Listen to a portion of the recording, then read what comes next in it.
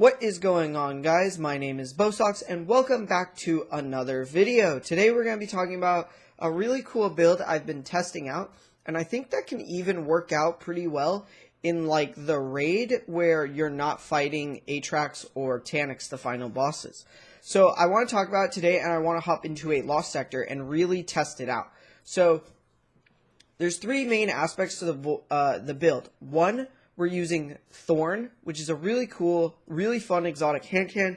It's one of my favorites in the game. It has Mark of Devourer and Soul Devourer as well, where basically you're doing poison damage to enemies, and when they die, they leave behind remnants that you can pick up, and those remnants reload your gun and do additional damage, and give you a damage bonus to your poison damage. The next exotic and the most important part of the entire build is Necrotic grips. This is an exotic pair of gauntlets that has two abilities, but we really only care about the second. The first ability is damaging combatants with melee attacks, corrupts them, increasing damage with increasing damage over time. That's pretty good. Our melee does poison damage essentially, but defeating a corrupted combatant spreads the corrupting effect to nearby targets and restores melee energy. Our Thorn, when it does damage, it's doing corruptive damage. So when we get kills with Thorn, we're actually doing AoE poison damage to other enemies in the area, and it creates this really cool AoE killing machine out of just your primary, where normally to get that type of thing, you have to go to your special weapons or to like your grenades, for example. And then finally, so we have Thorn, we have Necrotic grips, and then finally we have the Voidwalker subclass. So we're using Bottom Tree Voidwalker with Devour, and this lets us heal ourselves when we kill an enemy. Basically, when you Devour is kills with melee ability, fully regenerate your health. For a short time afterwards, kills restore additional health. Basically, Devour is a 10-second timer that runs down, and as you get kills, it resets the timer, and it immediately restores all of your HP. You can get this by consuming your grenade as well, and kills with it grants you grenade energy. So what this means is that with only Thorn, Necrotic grips, and our subclass, we're getting melee energy on kills, we're getting grenade energy on kills, and every kill we're regenerating our HP, and we're doing like AoE kills to large groups of adds at a time because we're spreading the poison. The rest of the loadout is just set up to help out our Thorn, and that's going to be through our sword and Lucent Blade. This gives us a ton of damage against a boss, for example. And then in this case, we're running Gnawing Hunger because we're about to hop into a Lost Sector where there are Overload champions, and we need some way of disrupting champions because Thorn is only able to disrupt unstoppable champions, unfortunately, this season, or else this build would have been really good if it could disrupt Overload champions. Otherwise, if you weren't, for example, if you were in a raid where you didn't have to deal with champions as much, you could run something like Martyr's Retribution, which gives you more grenade energy back and is just a really fun grenade launcher overall. Alrighty, so I ended up recording the gameplay, and then I'm going to talk over it.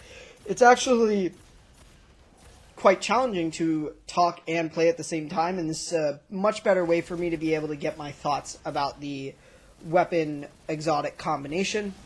We're just clearing out the first room pretty easily here. You already saw a little bit of poison spread and things like that, but the next room, when I shoot the goblin in the next room, you're going to see it much better here, where I kill the guy in the middle and the poison spreads to all of the ones on the outside.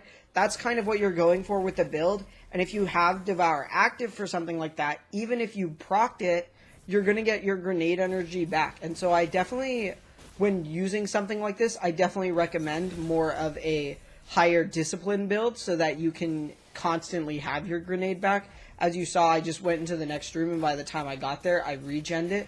And then I popped it, and I already almost have it back after killing 4 or 5 adds. And that was a lot of that was with the AoE poison damage as well as the Thorn damage.